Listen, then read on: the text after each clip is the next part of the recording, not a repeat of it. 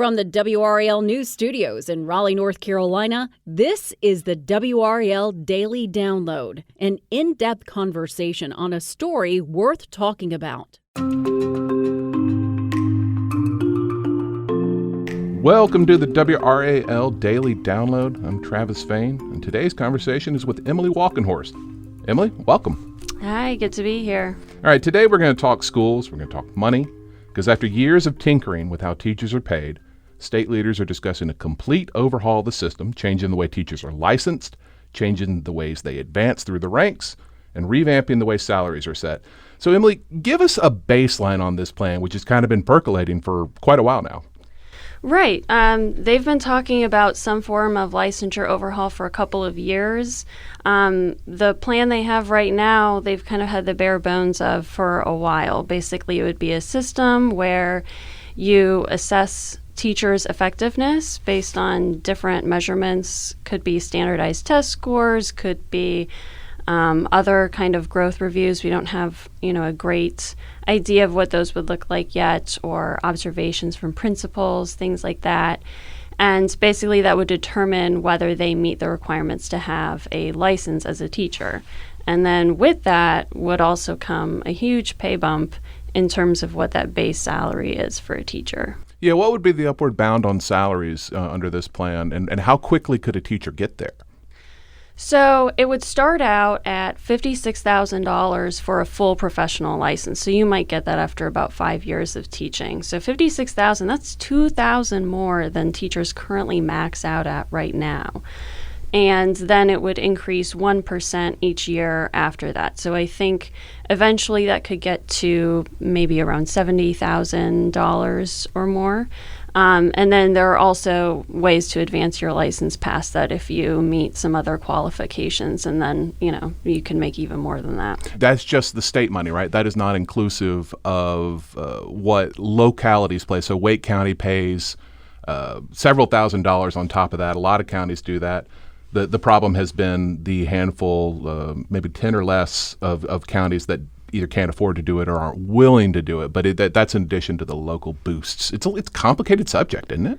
Yeah, it is. And especially now that the legislature has added a state supplement. So that covers counties that never previously offered one. So now everybody has a supplement.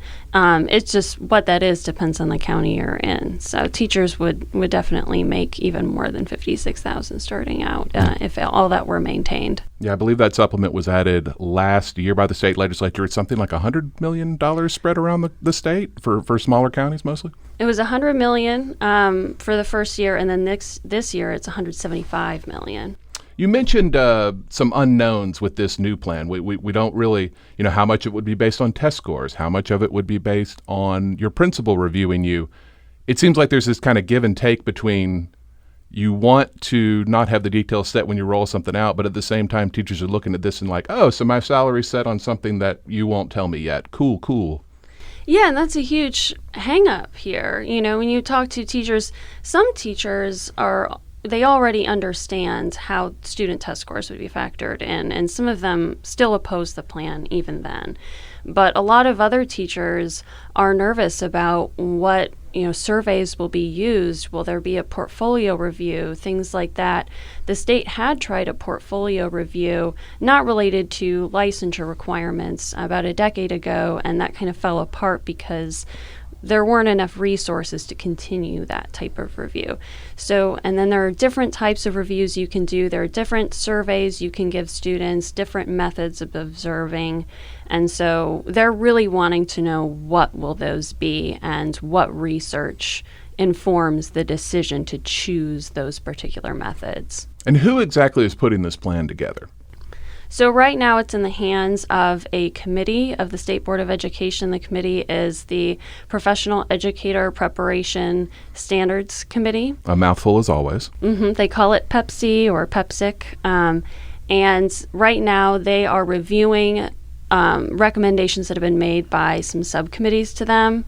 And what the subcommittees were using was something that had been created by some other entities, some public employees, some private interest groups that had kind of created the framework that the subcommittees then reviewed. So all of this has been going on for a few years and actually kind of started as more the brainchild of the Southern Regional Board of Education or Southern Regional Education Board and some other North Carolina employees.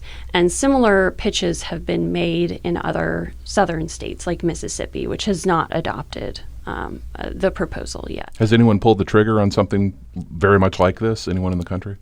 So Louisiana and Maryland are the only two states that tie licensure to effectiveness. So that would be similar to what North Carolina is planning on doing, but both of them do it differently. So in Louisiana, for example, you have multiple ways of proving effectiveness, and they're all added together. So in North Carolina, the proposal says you would pick one of 2 to 3 different methods, depending on what subject you taught or grade level. But in Louisiana, you combine 2 to 3 different methods for one effectiveness score. So you wouldn't pick them, you would be subject to all of them. And when you say you pick in North Carolina, would that be the teacher getting to select how they're evaluated?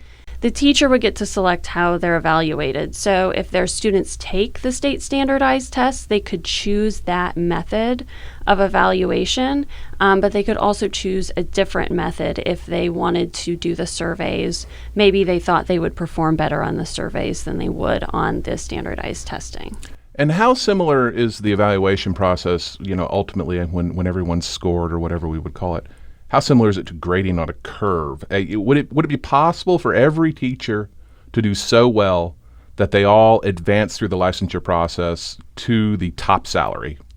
It would not be possible, at least as far as the standardized testing method. So technically that's it's not based purely on the number of students you had who tested proficiently. It's based on the growth projections that students made.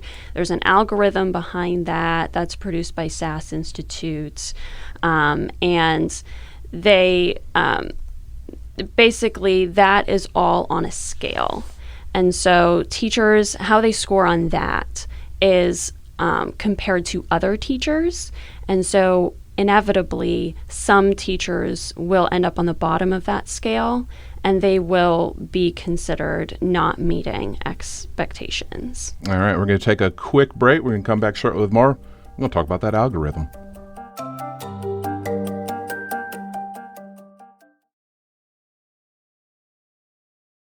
All right, we're back, and this is the WRAL Daily Download. We're talking to WRAL Education reporter Emily Walkenhorst.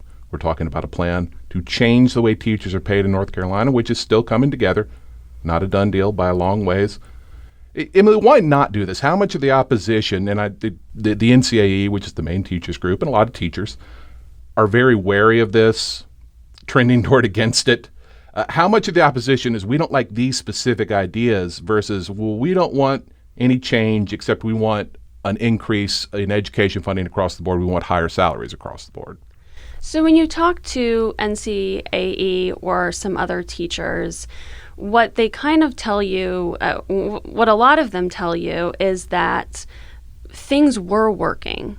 They'll point to 15 to 20 years ago, teachers could get compensated for a master's degree. Some teachers got master's degrees specifically so they could end up on a higher pay scale. It was kind of a short-term payment for a long-term payoff. And they had more funding for professional development, which is often required for licensure, and they had more favorable benefits. Maybe their salary increased every year rather than plateauing after 15 years. Though along with that, did come higher overall compensation that when the legislature decided to plateau some of those salaries, they ended up giving teachers more earnings, but you're kind of betting that a lot of teachers will notice that, right? Especially newer teachers. And so a lot of teachers who have been around for a while will say things were working. We had a lot of people interested in being teachers, but now we think people are less interested in teaching, and that comes down to decisions that have been made by the General Assembly since the Great Recession, which happens to be when Republicans took office. Yeah, and Republicans will tell you that they fixed a mess left by Democrats in the Great Recession because basically the state ran out of money, and Republicans have made sure to sock some away. But it has just been, the heads have been butting between teachers, specifically the North Carolina Association of Educators, the NCAE, with Republicans ever since, and it just doesn't seem like they can get on the same page. No, it doesn't. It seems like it's a very fundamental disagreement over how to approach this issue, and party politics are coming into play. And of course, there are elections in November. This November, every member of the General Assembly up for re-election, those who are running again. I promised I'd ask about the algorithm. What is EVOS, and how would it be used here? So EVOS... and I have it written down so I can... The Education Value Added Assessment System. Okay, thank you for remembering that. I always get a word wrong when it's 5 letters. So basically what that is it is an algorithm that predicts how well a student will do on a test, and then measures how well they actually did on that test against that prediction. But everything is done on a scale. So when a student is projected to do a certain, to do well, they might be projected to score in the 85th percentile. Their projection is not necessarily based on how many questions they would get right. It's based on whatever the scale is for that test in that particular year, what counts as the 85th percentile. And so let's say they score in the 87th percentile. That would be considered growth. And the question remains, how many more questions did they actually get right on the test? But the point is that they did better than more of their peers than they were projected to do in comparison to those peers. So the idea is to figure out how much of an impact the teacher had on students who obviously all start a grade year at wildly sometimes different levels. Right. So basically they just take an average of those changes from the prediction, and they come up with a score for the teacher, and then the teacher is placed on a scale against all other teachers, and then they figure out, did the teacher not meet expectations, did they meet expectations, or did they exceed expectations? All right, what's next on this? Who all has to sign off, and what's the timetable? So the Pepsi committee is going to meet again next month. They are on a timeline where the state really wants to get this plan to lawmakers. So that's what the superintendent and the State Board of Education want. They want this plan to go to lawmakers when they meet again early next year. And so in October, they'll be discussing whether to approve it. There could be a vote in October, or they could decide they still need more time to discuss it. So, but the plan is to get it to the State Board of Education in time to make it to the General Assembly soon next year. All right. And if people want to follow your work on this, we put a lot of education coverage on the website. Tell people how to find you. My stories all show up on the education page. That's where you'll find everything I do. All right, WRAL.com, either /education or we have an education tag that you can click on. It ain't hard to find. Folks, thanks so much for listening to the WRAL Daily Download today. Obviously, we got a ton of content for you at WRAL. For example, you can listen to entire WRAL newscasts as podcasts. I didn't know that.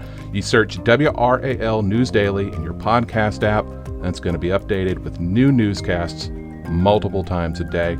Everyone have a great day, and thank you for your attention. And Emily, thank you for being here. Good to be here.